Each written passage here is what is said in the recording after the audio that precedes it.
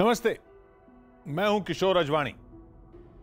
पाकिस्तान की कूटनीति का एक ही उसूल है, जो पैसा दे उसकी लात भी भली। अमेरिका के साथ उसकी कूटनीतिक दोस्ती इसी उसूल पर टिकी थी। अमेरिका ने पैसा देना बंद किया तो वो पाकिस्तान का दुश्मन हो गया। फिर चीन ने पैसा दिखाकर पाकिस्तान को एक तरह से अपना गुलाम भी बना रखा है। ये बात और है कि पाकिस्तान इसे चीन की दोस्ती मानता है।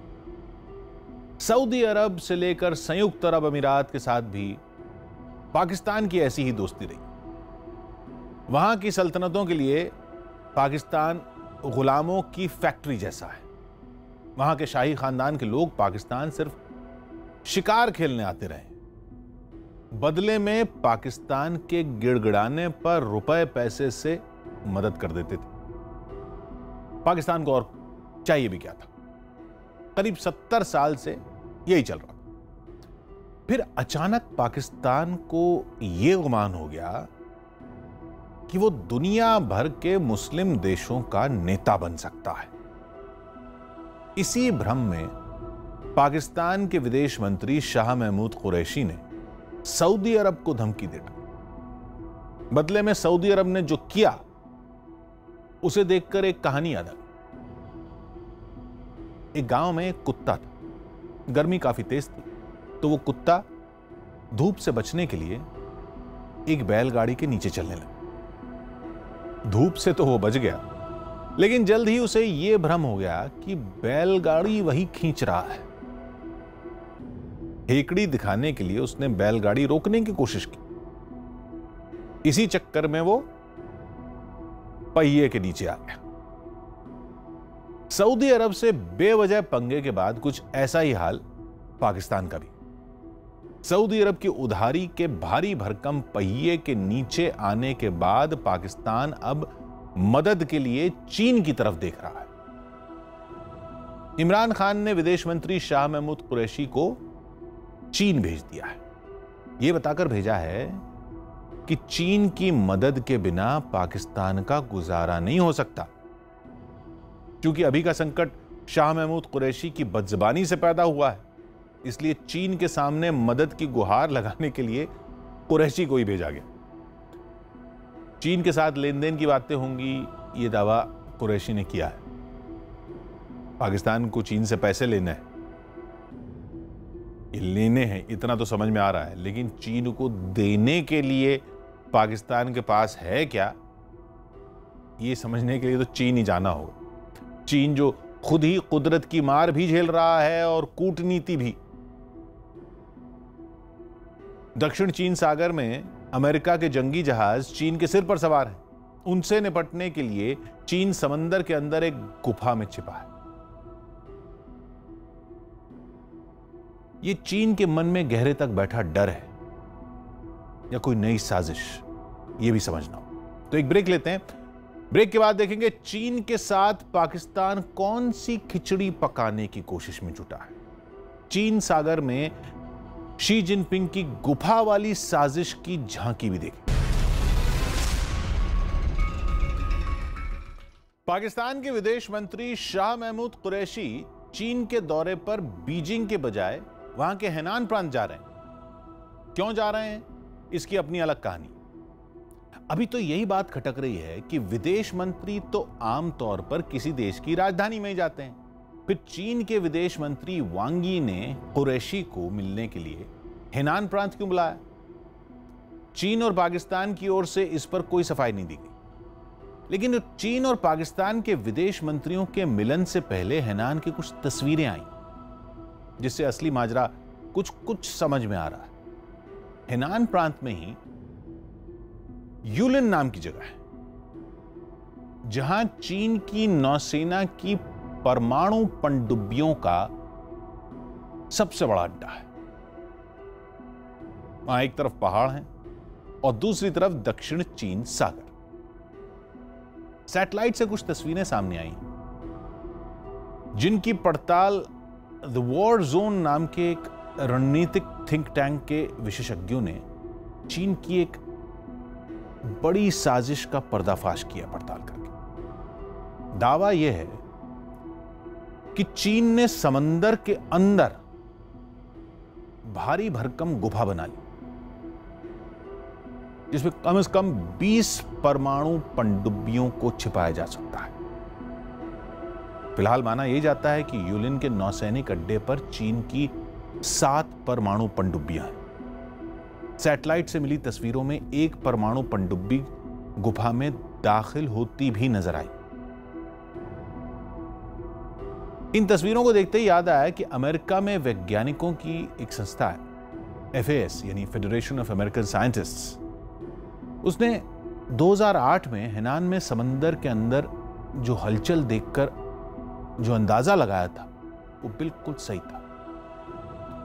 वैज्ञानिकों ने तभी बता दिया था कि चीन समंदर में गुफा बना रहा है। चीन की इस गुफा को तभी से जेम्स बॉन्ड लेयर नाम दिया गया। इस नाम के पीछे भी बड़ी दिलचस्प कहानी है। 1967 में जेम्स बॉन्ड सीरीज की 5वीं film You Only Live Twice release हुई। इस फिल्म के खलनायक का हेडक्वार्टर समंदर के अंदर एक गुफा में था। तब दक्षिण चीन सागर में वैसी ही गुफा में चीन परमाणु मिसाइलों से लैस अपनी पनडुब्बियां छिपा रहा। इसका मतलब यही निकाला जा रहा है कि चीन किसी बड़ी साजिश में जुटा है। दक्षिण चीन सागर में तनाव का माहौल तो वो पहले से बना ही रहा है। एक दिन पहले चीन की सेना ने ताइवान की खाड़ी से अमेरिकी नौसेना के बेहद ताकतवर जहाज USS मस्टिन के गुजरने पर ऐतराज जताया।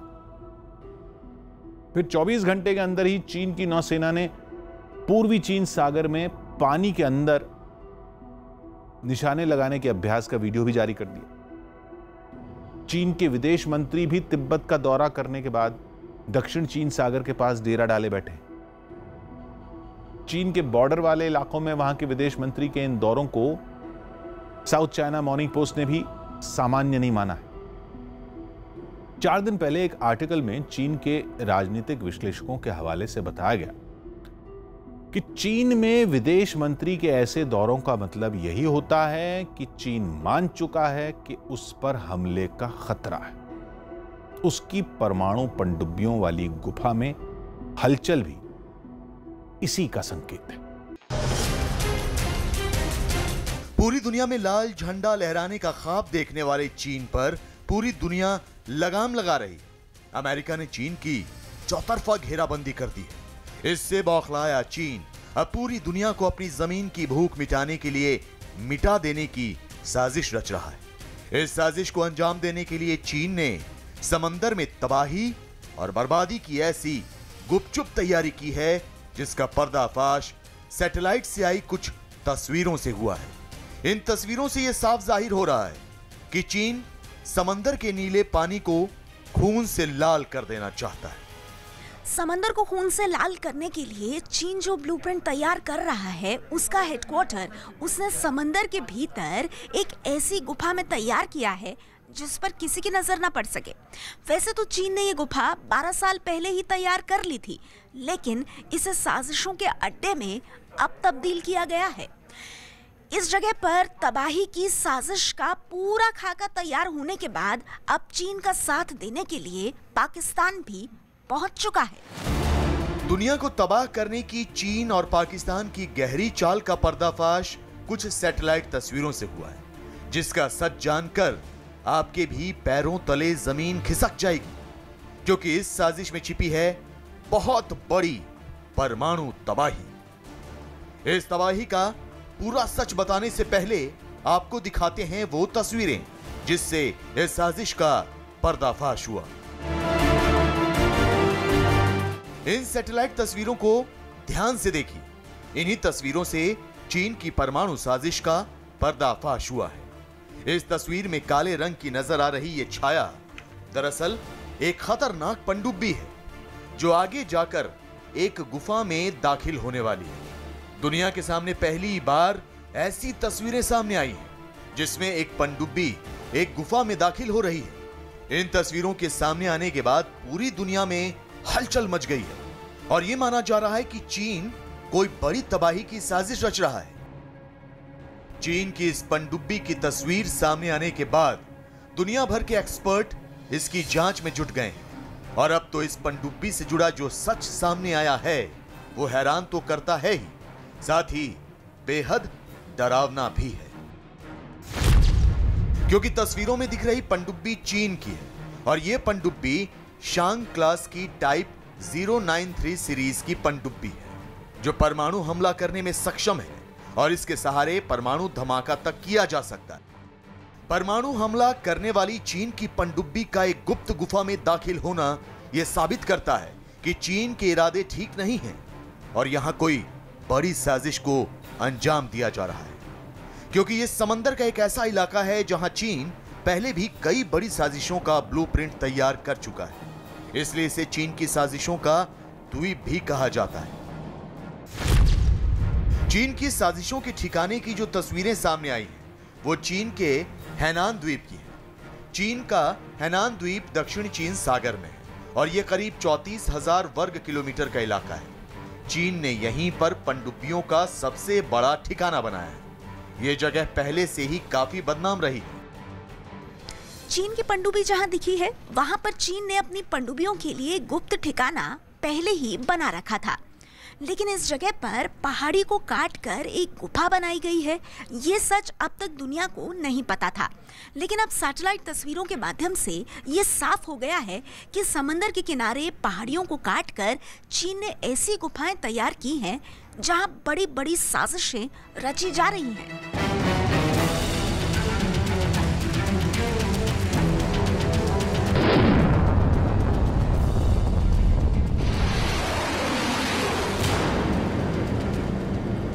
चीन समंदर के किनारे गुफा बनाकर कोई बड़ी परमाणु साजिश रच रहा है। इसका पहला सबूत तो गुफा में दाखिल होती ये पनडुब्बी है, लेकिन इसके साथ ही एक और तस्वीर भी सामने आई है जो ये साबित करती है कि चीन की साजिश बहुत बड़ी है और इसके लिए वो एक दो नहीं बल्कि कई परमाणु पनडुब्बियों का इस्तेमाल कर रहा है।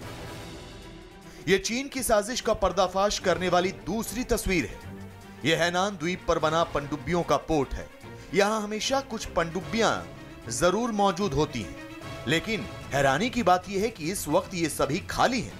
यहां एक भी पनडुब्बी नजर नहीं आ रही। इसका मतलब यही निकाला जा रहा है कि पोर्ट पर मौजूद रहने वाली पनडुब्बियां गुफा में पहुंच गई हैं और गुफा में कोई बड़ी साजिश अंजाम दी जा रही है। जिस जगह पर हमेशा चीन की 4 से 6 पनडुब्बियां मौजूद होती थीं, वहां एक भी पनडुब्बी का ना होना और उसी जगह पर एक गुफा का पता चलना यह साबित करता है कि चीन समंदर में साजिश का ताना बाना बुन रहा है। सबमरीन्स के जो पॉइंट थे वो खाली होने का आशय ये है कि वो सबमरीन्स या तो पेट्रोल में हैं या तो माउंटेन के अंदर कहीं छुपी हुई हैं। तो इस बात की संभावना ज़्यादा लगती है कि चाइना ने जो अदर सबमरीन्स हैं उनको पेट्रोल के लिए भेजा हुआ है और वो पूरे साउथ चाइना सी में या अन्य जगहों पर वो इसी तरह की पेट्रोलिंग कर रही हैं, किसी तरह की साजिश में वो लगी हुई हैं। पनडुब्बियों की गुफा हैनान द्वीप पर है और यह द्वीप सैन्य रणनीति के हिसाब से बेहद अहम माना जाता है, क्योंकि हैनान द्वीप दक्षिण चीन सागर में है जिस पर कब्जा करने के लिए चीन दशकों से कोशिश कर रहा है और अमेरिका यहां उसका रास्ता रोके खड़ा है। हैनान द्वीप चीन के लिए काफी अहम है क्योंकि इसके आसपास फिलीपींस, वियतनाम और ताइवान जैसे देश हैं। यही नहीं, इसके पास ही पार्सेल आइलैंड भी है। चीन इस जगह से आसानी से कहीं भी सैन्य कार्रवाई कर सकता है। इसके साथ ही हैनान चीन के लिए प्रशांत महासागर में प्रवेश द्वार की तरह काम करता है और फिलीपींस सागर के लिए भी हैनान प्रवेश द्वार की ही तरह काम करता है। चीन इस द्वीप का राजनीतिक महत्व अच्छी तरह समझता है, इसीलिए उसने इस द्वीप को अपनी नौसेना का सबसे बड़ा ठिकाना बना लिया है। यहीं से उसके युद्धपोत पूरे दक्षिण चीन सागर में दादागिरी करते हैं, लेकिन इस जगह को उसने परमाणु ठिकाने में बदल दिया है। यह सच अब दुनिया के सामने आ रहा है। इससे यह भी जाहिर हो रहा है कि दक्षिण चीन सागर पर कब्जा करने के लिए चीन कोई बहुत बड़ा ऑपरेशन अंजाम देने की तैयारी में है।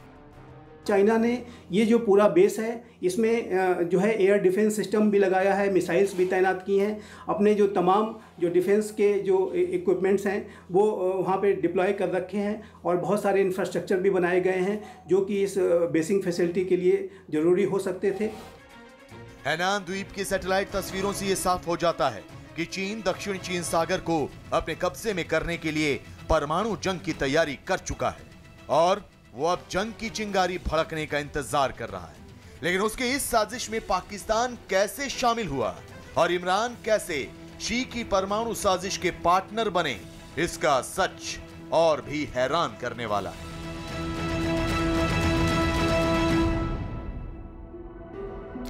पाकिस्तान के विदेश मंत्री शाह महमूद कुरैशी के लिए सऊदी अरब सांसद बना था, सांसद बन गया। अब सऊदी अरब की वजह से ही उनको राहत की सांस मिल गई। कुरैशी के बयान से भड़के सऊदी अरब को मनाने गए पाकिस्तान के army chief general Qamar Javed Bajwa वहां से बेइज्जत होकर लौटे। सऊदी अरब ने पाकिस्तान को जो 300 करोड़ डॉलर यानी भारतीय रुपयों में करीब 22,000 करोड़ का उधार दिया था, उसे चुकाने के लिए पाकिस्तान को मोहलत नहीं मिली। अब खबर है कि उसी रकम का जुगाड़ करने की जिम्मेदारी इमरान खान ने शाह महमूद कुरैशी को ही सौंप दी। पाकिस्तान को सऊदी अरब के संकट से बचने का जो रास्ता सूझा वो सीधा चीन की तरफ जाता है। शाह महमूद कुरैशी भी चीन चल पड़े। जाने से पहले उन्होंने सोशल मीडिया पर वीडियो जारी किया जिसमें उन्होंने दावा किया कि वो पाकिस्तान के लिए बहुत महत्वपूर्ण दौरे पर चीन जा रहे हैं। कुरैशी के साथ पाकिस्तान के विदेश सचिव और अफसरों की एक टीम भी जा रही। पाकिस्तान की मीडिया के मुताबिक कुरैशी चीन जाकर वहां के विदेश मंत्री यांग वी से मिलेंगे और सीपीईसी यानी चीन Pakistan economic corridor, China Pakistan economic corridor और दूसरे कारोबारी मसलों पर बात करें। कुरैशी के चीन रवाना होने से पहले पाकिस्तान के प्रधानमंत्री इमरान खान ने खुलकर यह बात मान ली कि पाकिस्तान का गुजारा चीन के बिना नहीं हो सकता। यहां तक कह दिया कि पाकिस्तान का भविष्य चीन पर ही टिका है, जो अच्छे बुरे वक्त में पाकिस्तान के साथ खड़ा हो जाता है। अब पाकिस्तान में अच्छा वक्त तो दूर दूर तक नजर नहीं आ रहा, इसलिए इमरान के बयान का सीधा सा मतलब यही है कि दुर्दिन में चारों तरफ से दुत्कारे जाने के बाद पाकिस्तान को अब चीन का ही सहारा है। पाकिस्तान के अखबार द एक्सप्रेस ट्रिब्यून ने 5 साल पहले बताया था कि इंपोर्ट यानी दूसरे देशों से पाकिस्तान जो सामान खरीदता है उसमें अमेरिका पहले और चीन दूसरे नंबर पर है। वहीं एक्सपोर्ट यानी पाकिस्तान जिन देशों को सामान बेचता है उनमें चीन तीसरे नंबर पर है। पहला नंबर यूरोपियन यूनियन और दूसरा अमेरिका का है। यह बात 5 साल पहले की। उसके 2 साल बाद ही दुनिया के बाकी देशों ने पाकिस्तान से कारोबारी रिश्ते कम करने शुरू कर दिए। तो 2017 में पाकिस्तान ने 31% सामान चीन से ही मंगाया। बदले में पाकिस्तान ने गिलगित बाल्टिस्तान और पीओके से लेकर बलूचिस्तान तक एक बड़ा हिस्सा सीपीईसी के नाम पर चीन के हाथों गिरवी रखा। वहां सीपीईसी का काम देख रहे चीन के मामूली कर्मचारी भी पाकिस्तान के लोगों पर जब चाहे हाथ उठा देते, जब मन किया लात मार देते, वो भी पाकिस्तान की आर्मी की मौजूदगी में, क्योंकि सीपीईसी का पूरा काम पाकिस्तानी सेना की देखरेख में ही हो रहा है। चीन के कर्मचारियों की सुरक्षा के लिए पाकिस्तान ने अपनी फौज की स्पेशल यूनिट बना दी। सीपीईसी में पाकिस्तान की हिस्सेदारी बस इतनी ही है, बाकी जो कुछ है वो चीन का। इसी प्रोजेक्ट के नाम पर चीन से मदद मांगने के लिए कुरैशी चीन पहुंच गए। परमाणु साजिश के द्वीप पर पहुंचे पाकिस्तान के विदेश मंत्री। चीन ने हैनान द्वीप पर जो परमाणु साजिश रची है उसे अंजाम तक पहुंचाने के लिए चीन को एक साथी की जरूरत है और इस कमी को पूरा करने के लिए पाकिस्तान उसके साथ खड़ा हो गया। समंदर के जरिए दुनिया में तबाही का चीन ने जो ब्लूप्रिंट तैयार किया है उसे उसकी मंजिल तक पहुंचाने के लिए पाकिस्तान भी चीन का मोहरा बन चुका है। हैनान द्वीप पर चीन के साथ साथ इमरान खान की एक टीम भी इस साजिश को अंजाम देने के लिए पहुंच गई। दक्षिण चीन सागर को पूरी तरह से निगलने के लिए चीन ने हर दांव आजमाया, लेकिन अमेरिका और दूसरे देशों के साथ आने की वजह से चीन को अपने कदम पीछे खींचने पड़े। लेकिन चीन की जमीन की भूख ऐसी है कि उसे मिटाने के लिए चीन किसी भी हद तक जा सकता है और इसीलिए अब दक्षिण चीन सागर में लाल झंडा लहराने के लिए चीन परमाणु ताकत का इस्तेमाल तक करने को तैयार है और इस काम को अंजाम देने के लिए चीन पाकिस्तान के कंधे पर सवार होने की तैयारी में है। चीन ने समंदर में जो परमाणु साजिश रची है उसका अड्डा उसने हैनान द्वीप को बनाया है, जहां समंदर के किनारे पहाड़ियों को काटकर ऐसी गुफा तैयार की गई है जिसमें कई पनडुब्बियां समा सकती हैं। सैटेलाइट तस्वीरों से यह सामने आ चुका है कि चीन यहां बहुत तेजी से अपनी परमाणु पनडुब्बियों को हथियारों से लैस कर रहा है। इसके लिए सभी पनडुब्बियां हैनान द्वीप पर बनी गुप्त गुफा में पहुंच गई हैं और इसी हैनान द्वीप पर अब पाकिस्तान की एक टीम विदेश मंत्री शाह महमूद कुरैशी की अगुवाई में भी पहुंच रही है, जिसका ऐलान पाकिस्तान से चीन रवाना होने से पहले खुद विदेश मंत्री कुरैशी ने किया है। मैं एक मुख्तसर एक रोज़ा बहुत अहम दौरे पर चीन के लिए रवाना हो रहा हूँ। मेरी कल वज़ीर आज़म से इस दौरे से मुतल्लिक बात हुई। अल्हम्दुलिल्लाह ये जो मेरा डेलीगेशन है ये पाकिस्तान की पॉलिटिकल और मिलिट्री लीडरशिप की सोच की अक्कासी करेगा। कुरैशी ने ऐलान जरूर किया कि वो एक अहम दौरे पर चीन जा रहे हैं। उन्होंने ये भी बताया कि चीन में उनकी मुलाकात चीन के विदेश मंत्री से होगी। साफ है ये दौरा अहम है, लेकिन इस दौरे के पीछे जो साजिश छिपी है इसके बारे में कुरैशी बेहद सफाई से सब कुछ छिपा ले गए। इसके बावजूद पाकिस्तान की पोल खुल गई, क्योंकि पाकिस्तान के विदेश मंत्री शाह महमूद कुरैशी चीन जा रहे हैं। चीन में कुरैशी की मुलाकात चीन के विदेश मंत्री से होगी, लेकिन आमतौर पर ऐसी बैठक देश की राजधानी में होती है। अगर राजधानी में नहीं हुई तो किसी बड़े शहर में होती है। लेकिन हैरानी की बात यह है कि कुरैशी ना तो बीजिंग जा रहे हैं और ना ही चीन के किसी दूसरे बड़े शहर का दौरा करेंगे, बल्कि वो अपनी टीम के साथ सीधे हैनान द्वीप पहुंचेंगे। इसी द्वीप पर उनकी मुलाकात चीन के विदेश मंत्री से होगी। पाकिस्तान के विदेश मंत्री का एक बड़ी टीम लेकर हैनान द्वीप पर पहुंचना यह साबित करता है कि चीन ने यहां साजिशों की जो गुफा तैयार की है वहां पाकिस्तान भी कदम ताल करने पहुंच गया है। दक्षिण चीन सागर के एक छोटे से द्वीप जहां चीन की नौसेना का सबसे बड़ा अड्डा है, वहां अगर किसी दूसरे देश का रक्षा मंत्री भी जाए तो बात समझ में आती है, लेकिन अगर विदेश मंत्री वहां जाता है तो साफ है कि पर्दे के पीछे कोई बड़ी चाल अंजाम दी जा रही है। वैसे तो कुरैशी के हैनान दौरे से चीन पाकिस्तान की साजिश का पर्दाफाश नहीं होता, लेकिन कुरैशी के हैनान पहुंचने से पहले ही चीन की गुप्त गुफा की तस्वीरें सामने आ गईं, जिससे चीन पाकिस्तान की परमाणु साजिश का पर्दाफाश हो गया। पाकिस्तान और चाइना की सरकारें इसे इस तरह से दिखा रही हैं कि ये पाकिस्तान और चाइना के विदेश मंत्रियों का एनुअल स्ट्रेटेजिक डायलॉग है, लेकिन ये इस बात को दर्शाता है कि चाइना और पाकिस्तान का जो एक नापाक गठजोड़ है वो लगातार बढ़ता जा रहा है। हैनान द्वीप पर चीन कोई बड़ी साजिश रच रहा है। इसकी आहट काफी पहले से मिल रही थी, क्योंकि ताइवान से विवाद शुरू होने के बाद से ही चीन हैनान में अपने हथियार और गोला बारूद जमा करने शुरू कर चुका था। लेकिन जैसे ही चीन के जंगी जहाज और सैनिकों की संख्या ताइवान की सीमा पर बढ़ाई गई, वैसे ही अमेरिका ने दक्षिण चीन सागर में युद्धाभ्यास करके चीन को सीधी चुनौती दे दी। इसके बाद चीन के कदम रुक जरूर गए, लेकिन उससे पहले चीन ने ताइवान को घेरने के लिए युद्धाभ्यास की भी आड़ ली और उसने हैनान द्वीप पर युद्धाभ्यास शुरू कर दिया। इस युद्धाभ्यास के बहाने चीन ने ताइवान को डराने की कोशिश की। यह युद्धाभ्यास पीएलए के दक्षिणी कमांड थिएटर की अगुवाई में किया गया। इसके लिए ताइवान के नजदीक मरीन कमांडो और हॉवरक्राफ्ट तैनात किए गए। इतना ही नहीं, चीन ने हमला करने वाले हेलीकॉप्टर भी यहां तैनात किए। मकसद ताइवान को डराना और शक्ति प्रदर्शन करना था। इसलिए चीन की सरकारी मीडिया ग्लोबल टाइम्स ने युद्धाभ्यास का वीडियो भी जारी किया। चीन की इस हरकत का नतीजा यह हुआ कि ताइवान की सीमा पर चीनी सैनिकों और जंगी जहाजों की बढ़ती तादाद को देखते हुए अमेरिका ने अपने aircraft carrier USS Ronald Reagan को फिर साउथ चाइना सी में तैनात कर दिया और यह ऐलान कर दिया कि दक्षिण चीन सागर में चीन की दादागिरी नहीं चलने दी जाएगी, क्योंकि अमेरिका दक्षिण चीन सागर में चीन के दावे को पहले ही नकार चुका है। जुलाई के महीने में ही ट्रंप प्रशासन ने कहा था कि चीन का लूटपाट करने वाला रवैया नहीं चलेगा। साफ है कि दक्षिण चीन सागर चीन का इलाका नहीं है और वहां उसकी मनमानी नहीं चलेगी, और अब दक्षिण चीन सागर में चीन की दादागिरी बर्दाश्त नहीं की जाएगी। चीन ने कोरोना की आड़ में ताइवान और दक्षिण चीन सागर में कब्जे की एक बड़ी साजिश रची थी, लेकिन अमेरिका के कड़े रुख से उसकी साजिशों पर पानी फिर गया।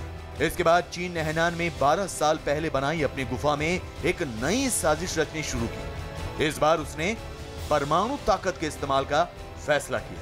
मामला परमाणु ताकत से जुड़ा था, इसलिए चीन को कुछ और देशों के साथ की जरूरत थी। ऐसे में पाकिस्तान सबसे पहले उसका साथ देने हैनान की गुप्त गुफा में पहुंच गया।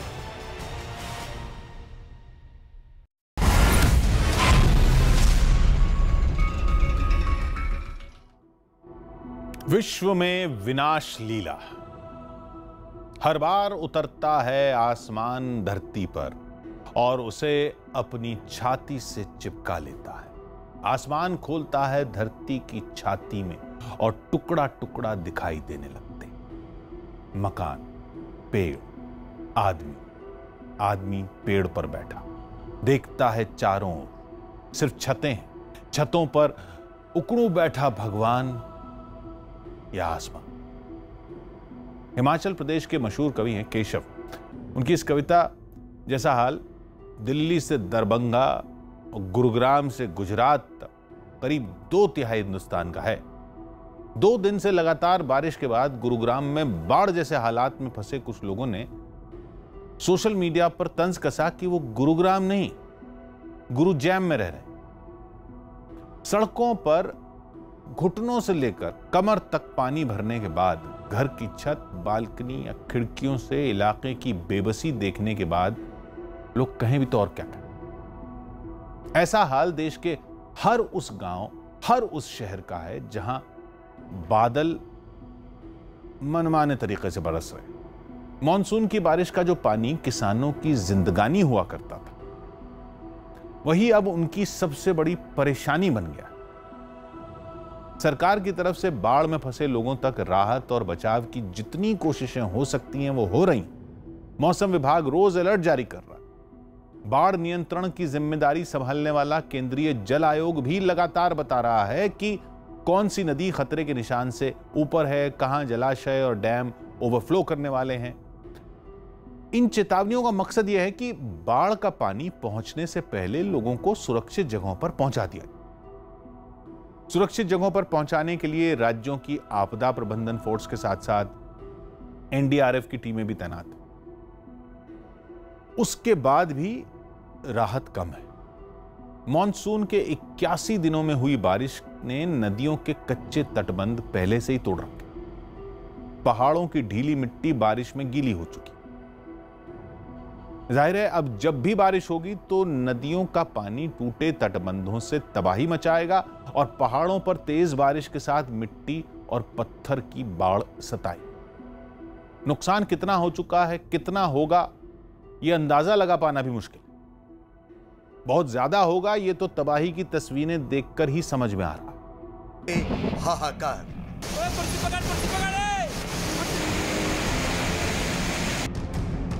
ये सैलाब है, सैलाब। ऐसा सैलाब जिसके रास्ते में आने वाली मजबूत से मजबूत चीज भी तिनके की तरह बह जाती है।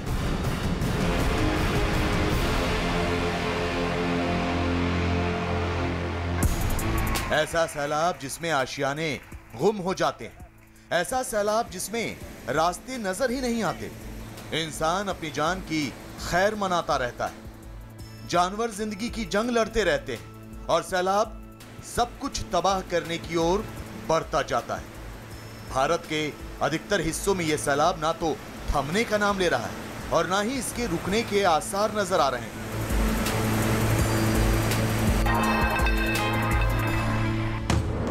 बादल, बारिश और नदियों का बढ़ता जलस्तर खतरे की घंटी बजा रहा है। गांव तो गांव अब हालात ऐसे हो चले हैं कि शहरों में भी पानी के प्रहार से लोग कराह उठे हैं। राजधानी दिल्ली हो या उससे सटे इलाके, बारिश के बाद यहां सड़कें समंदर में तब्दील हो गई। घर से बाहर निकलना जान जोखिम में डालने जैसा हो गया है। रास्ते में गड्ढे हैं और गड्ढों में पानी। ऐसे में किसी भी वक्त कोई भी अनहोनी हो सकती है।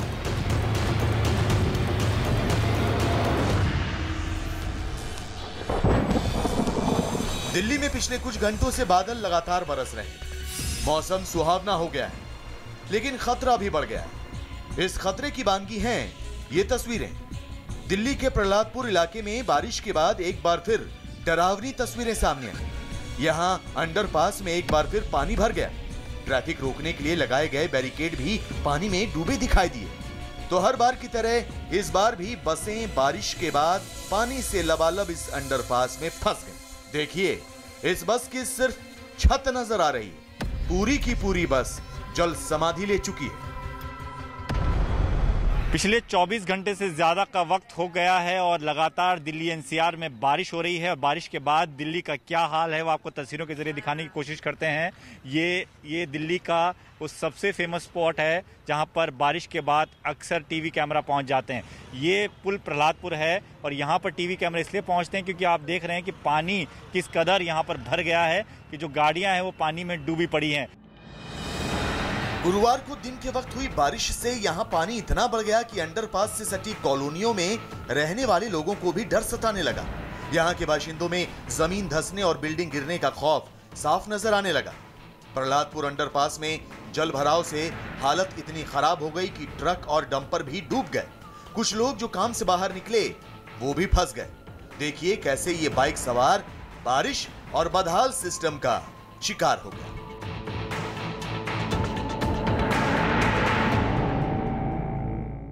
हालांकि सिर्फ एक जगह नहीं बल्कि राजधानी के कई इलाकों में बारिश की वजह से हाहाकार मच गया। सड़कों पर गाड़ियों की लंबी कतारें लग गईं। ये 3 तस्वीरें उसकी तस्दीक करती हैं। बारिश का पानी भरने की वजह से दिल्ली के आईटीओ इलाके में ट्रैफिक की रफ्तार पर ब्रेक लग गया। सड़कों पर गाड़ियां हर बार की तरह एक बार फिर रेंगती नजर आई। कुछ इसी तरह का नजारा दिल्ली के मोती बाग इलाके में भी दिखाई दिया, जबकि सरिता विहार में भी सड़कों पर पानी भरने की वजह से गाड़ियां रेंगती नजर आई। दिल्ली में हो रही लगातार बारिश का असर ट्रैफिक पर भी देखने को मिल रहा है। इस वक्त तस्वीरें आपको दिखा रहे हैं साउथ मोती बाग से। ये आप तस्वीरें देखिए कि रिंग रोड जो है वो किस तरीके से जाम की वजह से थम सी गई है। वाहनों की रफ्तार बेहद कम है। जहां तक आपकी नजर जाएगी इस पूरे स्ट्रेच को आप देखिए तो ट्रैफिक जो है वो बेहद स्लो है। दिल्ली से सटे गुरुग्राम, जिसे साइबर सिटी भी कहा जाता है, उसका भी हाल देख लीजिए। यहाँ गुरुवार को भी सड़कों पर पानी भरा हुआ नजर आया। बारिश के बाद गुरुग्राम के चौक चौराहों पर पानी का कब्जा हो गया तो वाहन चालकों को सड़कों पर मौजूद गड्ढे भी नजर नहीं आ रहे थे। देखिए कैसे ये कार पानी से भरे गड्ढे में गिरी और हवा में उछल गई। दरअसल इस कार के ड्राइवर को बारिश की वजह से गड्ढा नजर ही नहीं आया। नतीजा ये कि कार का अगला पहिया गड्ढे में गिरा और कार उछल गई। गुरुग्राम के जिस सबवे में बुधवार को एक कार डूब गई थी, उस सबवे से 24 घंटे बाद भी पानी नहीं निकाला जा सका। हालांकि फायर ब्रिगेड की टीमें पानी निकालने के काम में जुटी रही, लेकिन रुक रुक कर हो रही बारिश ने फायर ब्रिगेड की मुश्किलें बढ़ा दी।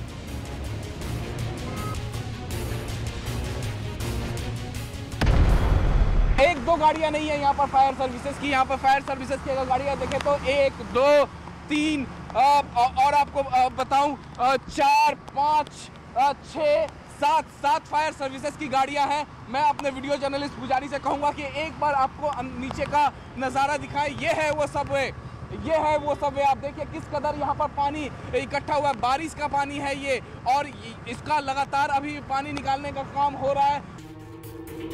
गुरुग्राम में बारिश की वजह से कई जगह सड़कें भी धंस गईं, जिससे ट्रैफिक जैम की स्थिति पैदा हो गई।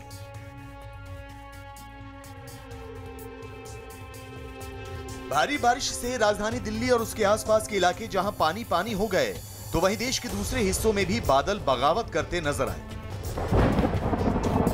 भारी बारिश से जूझते गुजरात के राजकोट में एक बाइक सवार के उफनती नदी में बहने का एक डरा देने वाला वीडियो सामने आया। यह घटना उस वक्त हुई जब बाइक सवार उफनती नदी को पार करने की कोशिश कर रहा था, लेकिन इस लापरवाही ने उसे बड़े खतरे की तरफ धकेल दिया। घटना का जो वीडियो सामने आया उसमें कुछ लड़के अपनी जान की बाजी लगाकर उसे बाहर निकालने की कोशिश करते दिखे। पहले उन्होंने सैलाब के बीच फंसी उसकी मोटरसाइकिल को खींचकर बाहर निकाला और इसके बाद रस्सी की मदद से बाइक सवार को भी ऊपर खींच लिया। गुजरात के राजकोट में बारिश की वजह से आजी बांध ओवरफ्लो होने की कगार पर है, तो राजकोट से ही सैलाब के सितम की एक और तस्वीर सामने आई। पानी की तेज धार में फंसने की वजह से 3 गायें बह गईं। दरअसल 4 गायें सड़क पर बह रहे पानी की तेज धार में फंस गई थी। सभी गायें पानी की तेज धार से बचने की कोशिश करती रही, लेकिन वो खुद को नहीं बचा पाई और धीरे धीरे एक एक करके पानी के तेज बहाव में बहती चली गई।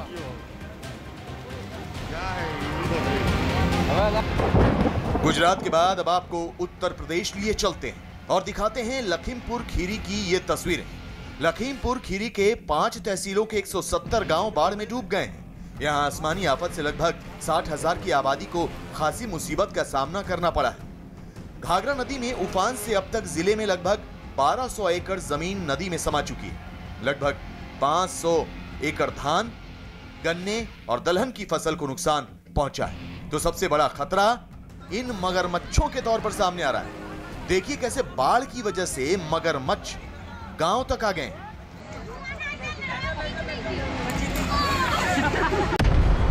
लखीमपुर खीरी के 130 गांव ऐसे हैं जो बाढ़ से प्रभावित है और उन गांवों में पूरी तरीके से पानी घुस चुका है। इस समय लखीमपुर खीरी की सदर तहसील के मीलपुरवा गांव में आप देख सकते हैं मेरे ये जो आपको विजुअलों में देख रहे हैं, ये एक नदी नहीं है, ये गांव के खेत है, खलियान है। जो गन्ने की फसल है, गन्ने की फसल आप देख सकते हैं बिल्कुल 1 से 2 फुट दिखाई दे रही है। बाढ़ की दिक्कत हमारे पास नाव भी नहीं सर, और कोई व्यवस्था नहीं जो हम यहाँ से चले जाएं, बीमार पड़ जाएं तो भी परेशानी है, वैसे भी चलने से परेशानी है। तो हमारी बस आपसे प्रार्थना है, निवेदन है कि हमको गांव वालों को कहीं ऊंचे पर व्यवस्था बना दी जाए तो रहे। मैदानी इलाकों के साथ साथ मॉनसून की मार पहाड़ों पर भी पड़ रही है। पिथौरागढ़ से आई ये तस्वीरें देखिए। जिले के नाचनी इलाके में पहाड़ टूटकर नीचे गिर रहे हैं। पिछले 2 दिनों से लगातार हो रही बारिश की वजह से पहाड़ का बड़ा हिस्सा जमीन पर गिर रहा है, जिससे इलाके के लोगों में दहशत है। उत्तराखंड के रामनगर में बारिश की वजह से उफनते नाले में एक बस फंस गई, जिसके बाद खुदाई में इस्तेमाल होने वाली मशीन की मदद से बस को बाहर निकाला गया।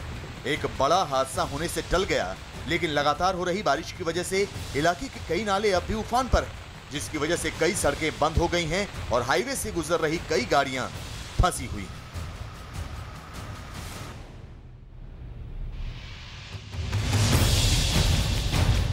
मौसम विभाग की माने तो अगले कुछ घंटों तक देश के करीब 15 राज्यों में मूसलाधार बारिश हो सकती है। मैदानी इलाकों से लेकर पहाड़ों तक बादल सैलाब का सबब बन सकते हैं।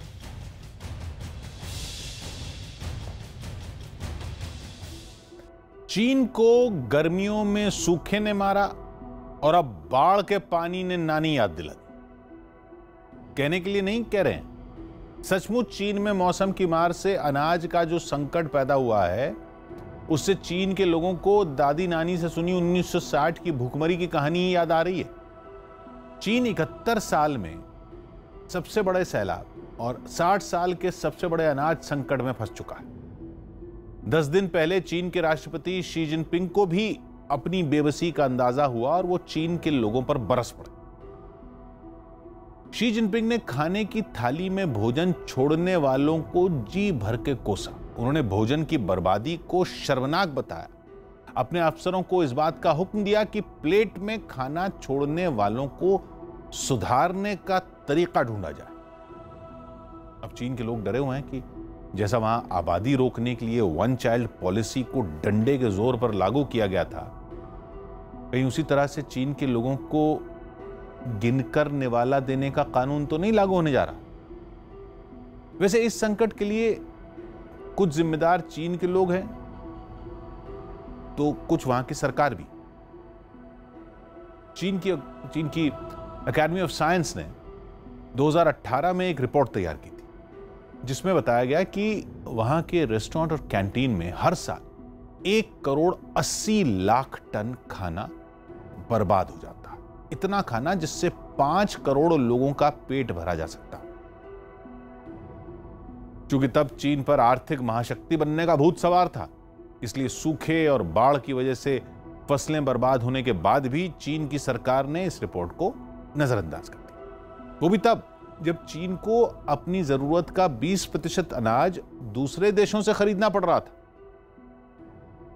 शी जिनपिंग ने तब अनाज का उत्पादन बढ़ाने के बजाय हथियार बनाना ज्यादा जरूरी समझा था। अपने उन्हीं हथियारों के दम पर चीन ने दुनिया भर के देशों को अपना दुश्मन बना लिया। अब चीन की सरकार के सामने 150 करोड़ लोगों का पेट भरने की चुनौती। सूखे से निपटने के नाम पर चीन में जो बड़े बड़े डैम बनाए गए थे वो अब बाढ़ के संकट की वजह बन गए हैं। उन बांधों से छोड़े गए पानी की मार से 37 लाख लोगों के बेघर होने की बात चीन की सरकार नहीं मानी, खुद सरकार। एक हफ्ता पहले तक चीन में बाढ़ से 54,000 मकान ध्वस्त होने की खबर आई थी। चीन के सबसे बड़े बांध थ्री गॉर्जेस डैम से हर सेकंड में 76,000 घन मीटर पानी छोड़ा जा रहा है, जो पहले से उपनाई वहां की यांगत्से नदी में समा रहा। नदी पहले ही उपनाई हुई। सिचुआन प्रांत में यह नदी खतरे के निशान से 10 मीटर ऊपर बह रही, 10 मीटर ऊपर, और रास्ते में जो भी आ रहा है उसे अपने साथ सामान ही नहीं बल्कि चीन के महाशक्ति बनने के सपने को भी बहा ले जा रहा है। चीन के मीडिया में आई रिपोर्ट्स के मुताबिक बाढ़ से अब तक चीन में 200 से ज्यादा लोगों की मौत हो चुकी है। कई लोग तो लापता भी बताए जा रहे हैं। कहा यह भी जा रहा है कि कुदरत के इस कहर के चलते चीन को अब तक 25 अरब डॉलर का नुकसान हो चुका है। हालांकि चीन की कम्युनिस्ट सरकार ये दावा कर रही है कि उसने अब तक 65,000 से ज्यादा लोगों को सुरक्षित स्थानों पर भेज दिया है, लेकिन इन तस्वीरों को देखकर ऐसा लगता नहीं है कि चीनी सरकार की मदद से उसकी जनता की मुश्किलें कम हो रही हैं। चीन में सैलाब से किस तरह तबाही मची है, इसकी एक तस्वीर देखिए। ये मोनोरेल जैसे ही सुरंग से बाहर निकलती है, बाढ़ से बेहाल चीन के शहरों का हाल साफ नजर आता है। जहां देखो पानी ही पानी। चीन के हाईटेक शहर भी कुदरत की मार को बर्दाश्त नहीं कर पा रहे।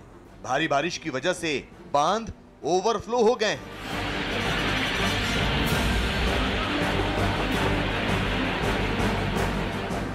तो नदियों का पानी शहरों में घुसकर तांडव मचा रहा है। चीन के कई शहरों में गाड़ियों की जगह नावें चलती नजर आ रही हैं। स्थानीय प्रशासन लोगों को रेस्क्यू करने की कोशिश तो कर रहा है, लेकिन मौसम का मिजाज ऐसा है कि ये मदद भी नाकाफी नजर आ रही है। हालांकि दक्षिण पश्चिम चीन के यांगत्से नदी के ऊंचाई वाले इलाकों से करीब 1 लाख लोगों को सुरक्षित स्थानों पर पहुंचाने का दावा किया जा रहा है। 因被淹范围较广，加之路况复杂，车辆和船只无法通行，我们只能采取徒步的方式，逐户进行搜救。再次确认一下，我们这个楼是否全部居民全部撤离完毕了？主要是想再次确认一下，我怕有遗漏的问题，就这样。工作做细一点会好一点，肯定好很多，确保居民的安全。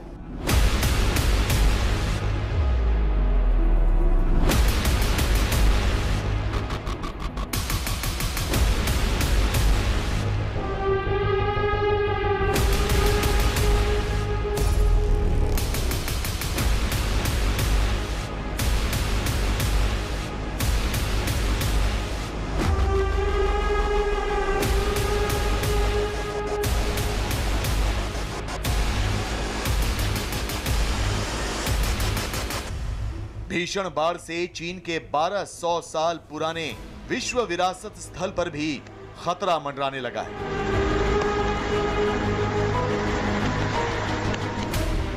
यूनेस्को के इस विश्व विरासत स्थल पर स्थित भगवान बुद्ध की 233 फुट ऊंची प्रतिमा को बचाने के लिए स्थानीय प्रशासन बालू की बोरियां डाल रहा है। चीन के सरकारी टीवी चैनल की रिपोर्ट के मुताबिक बाढ़ की वजह से कीचड़ से भरा पानी साल 1949 के बाद पहली बार सिचुआन प्रांत में स्थित भगवान बुद्ध की मूर्ति के अंगूठे तक पहुंच गया। हालांकि अब सिचुआन में बाढ़ में कुछ कमी आई है और भगवान बुद्ध की इस विशालकाय मूर्ति के अंगूठे फिर से नजर आने लगे।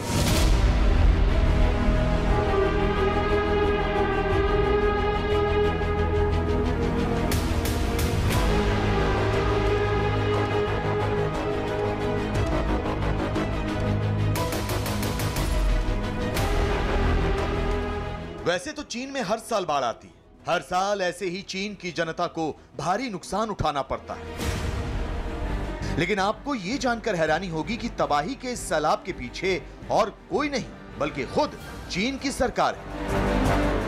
जी हां, सही सुना आपने, वो चीन की सरकार ही है जिसकी वजह से यहां हर साल सैलाब सैकड़ों लोगों की जान ले लेता है। दरअसल चीन पानी को एक हथियार के तौर पर इस्तेमाल करने की रणनीति बनाता रहा है। इसके लिए चीन की सरकारों ने पिछले कुछ दशक में 87,000 से ज्यादा बांध बनाए हैं। चीन की सबसे बड़ी नदी यांगसी और उसकी सहायक नदियों पर आज से 7 साल पहले तक 100 बांध बनाए जा रहे थे। यही नहीं, चीन ने मेकोंग नदी पर भी करीब 11 बांध बनाए हैं। चीन बांध के जरिए अपने देश में बहने वाली तमाम नदियों का पानी रोक लेता है। उसे लगता है कि वो इन नदियों का पानी कभी भी छोड़कर पड़ोसी देशों को तबाह कर सकता है। लेकिन चीन ये भूल रहा है कि जब बांध भर जाएंगे तो उससे पानी छोड़ना होगा और यही पानी उसके शहरों पर भी काल बनकर टूटेगा। तो शायद यही वजह है कि चीन में इस साल सैलाब ने तबाही की ऐसी पटकथा लिखी है जिससे शी जिनपिंग की सरकार भी हिल गई। A new wave of flooding has hit China's southwest. Authorities are warning the massive Three Gorges Dam is facing the largest flood peak in its history. Now, in Sichuan, more than 100,000 people have been forced to evacuate. And for the first time, the province raised its emergency response level to the highest. Three Gorges Dam. जी हाँ, Yangtze नदी पर चीन का विशालकाय Three Gorges Dam बना है, जिसे बाढ़ का सबसे बड़ा कारण बताया जा रहा है। दरअसल चीन ने इस बांध के टूटने के डर से जल्दबाजी में बांध के गेट खोल दिए थे, जिससे दक्षिण चीन का एक बड़ा हिस्सा सैलाब की चपेट में आ गया। हालांकि थ्री गॉर्जेस डैम को चीन इंजीनियरिंग का सबसे बेहतरीन नमूना बताता है, लेकिन ये बांध विकास नहीं बल्कि विनाश का सबब बन रहा है।